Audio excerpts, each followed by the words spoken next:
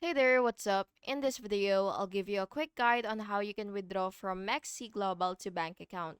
So the first thing that you will have to do is, of course, you will log into your account, and once you've logged in, you will be redirected to your dashboard. So basically, you will look for the wallet section, but it really depends on the layout of your version of Maxi. So once you see your wallet, what you will have to do is click it, and then you will select fiat withdrawal, and then you will select your currency, for example USD, euro, or whatsoever. And then the withdrawal method is bank transfer, of course.